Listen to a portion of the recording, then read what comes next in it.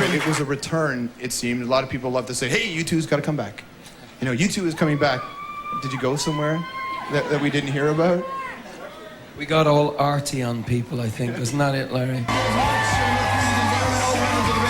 First time. We've got them all in here. A lot of artists, when we spoke to Badly Drawn Boy, he said when he met his idol, Bruce Springsteen, he apologized for buying the bootlegs. Because he said, you know, he felt like he let him down. And I don't know how you guys, if you're totally forgiving, but, well, I had a friend steal a towel from your hotel a long time ago. I'm not offering to return it, by the way. That is the hotel from the Clarence. So, Edge does housekeeping. He does housekeeping. A little more bleach next time. I remember that towel. This is yours. And it's now gone. I want to bring it down to a different level. You mentioned Joey Ramone on stage, and when Joey Ramone passed away, there was so much. When he made the covers of the papers, and the stories were delivered about the life, and people started to eulogize with him. And by the way, I really wished that the person who delivered the eulogy started it with 1, 2, 3, 4, but they didn't. So it was a little sad. Yeah. But you know that he was listening to your album, and you know the song that's been reported that he passed away to, and it made me think of heroes and how you don't have that many really anymore. And when you hear something like Joey Ramone in that context, how do you feel?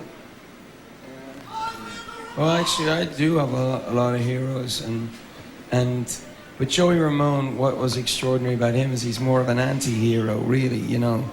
And the thing that I was telling you earlier about punk rock, and that it's a spirit more than it is anything else. Once it becomes a uniform or, you know, a set of records, it's not as interesting. But what Joey Ramone did for us was, he told us when we were 15 and 16 that you could be in a rock and roll band and take it all the way, because that's what the Ramones meant to us. And in fact, I don't know if you know this, but you know, you showed some clippings of us early on when we were kids, but way before that, when we were still at school, we were trying to get on a local TV show. And a big shot producer was coming down to see us in our rehearsal room, and we were fighting and kicking the shit out of each other, trying to end songs, trying to start songs, what was in the middle. We couldn't agree on anything. So when he came through the door, we couldn't agree on playing 2 of our own songs. So we played him 2 Ramone songs back to back, and he said, "Did you really write those yourself?" And we said, yeah. And he put us on the TV show. We played our own songs on the TV show, but I got to say thank you to Joey Ramone for getting us started. That was cool. Their entire career based on a scam. This interview's over. It is so done. Heroes, Edge, people who have got to you in a way that you wouldn't normally get. Not the heroes on television. Somebody who's touched you and will still touch you today. John Hume, who's a politician in Northern Ireland, who's spent his entire career fighting for a peaceful solution in the North. He represents the nationalist community, but has opposed violence his whole career. Has been the victim of many attempts to assassinate him, and he's just one of those people who you just can't imagine, you know, the amount of determination that it must have taken to go through all those years and still hold to that principle. So he's a hero of mine. Reading the book Before the Dawn, the Jerry Adams story, a while back, you've talked about shaking his hand, trying to get a sense of the story outside of what I get on television. The impact of shaking his hand after drawing that line in the sand. You know, you've got the Republican, the different kind. You've got the Unionist.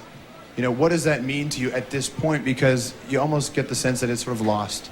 The real story is sort of lost on all that. Well, in Ireland, they said the solution to the troubles in Ireland was, you know, 100,000 rock bands. Because, you know, up in the north, it was the music that brought everyone together. And it was the music that kind of showed people a different way. But with regards letting go of old, you know, old kind of convictions, and I thought I had the most open mind. You know, I thought but I was always really angry when a bomb would go off in Liverpool, or a bomb would go off somewhere, and I just can't really cope with the idea that an idea can be worth more than a human life. And so for me to meet people who are responsible for those kind of atrocities is very difficult for me. But I have to understand that this is the time in Ireland to think for the future and leave the past behind. And a lot of people, including Gerry Adams, have made great compromises to make a peace in Ireland. And a lot of people on the unionist side have made a lot of compromises. And we've made no compromises. We're living in the South, we have it great, and we should sometimes just shut up. But that's hard for me. You draw those lines, you have those convictions, and then you realize you have to. At a certain point, if you don't change, then you're just blown off at the mouth, and you're not going to make anything better. Is it difficult for you, for example, to have a line in the sand and think 5 years later, oh, it's not so scary on that side? Perhaps I can do this. No. We know who makes all the business deals in the band, then. Lines in the sand, I don't know about that shit.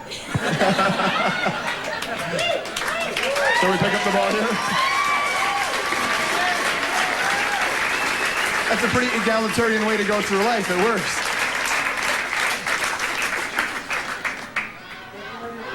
Are you making reference to one particular thing or any because situation? you're a band that's been associated with things more than music. You've been associated with things that are happening. I just sometimes would prefer that we were just a pop group. I mean, I just can't get over that Destiny's Child record. I'm thinking, It's so I want to good. be in an R&B band and get those dance moves down. And just, you know. June 7th, in this very environment, Destiny's Child come in as well for a big time event, so it should be Do fun. they sit on these seats? We'll ask them for you. I just have something to say to you. One day, all of this could be yours. I want to talk to you guys about the tour and to play as many shows as you've played in your life and to try to go through the set list. I mean, invariably someone will be pissed because you don't play something. Someone's going to be ecstatic because you played the song that you haven't played in years. You know, is it a debate within the band where you say, oh, we're playing this song, and three guys go, the hell we are? It's really just about finding something we can play. You know, that's What you remember? Yeah, that's the thing, is remembering some of the old songs. You get the albums out and like listen in the dressing room, and there's the debate of like, is that an A or a F sharp? All that stuff. But we did Out of Control tonight, which is a song we haven't done for a long time. In fact, we've only played it twice in about 15 years. So you, well, like, rarely were you scared on stage getting into it, thinking, "Oh man, this is gonna suck. They're gonna start chanting, "We're the Rolling Stones" if we get the words wrong or we miss a chord." It did kind of suck, actually.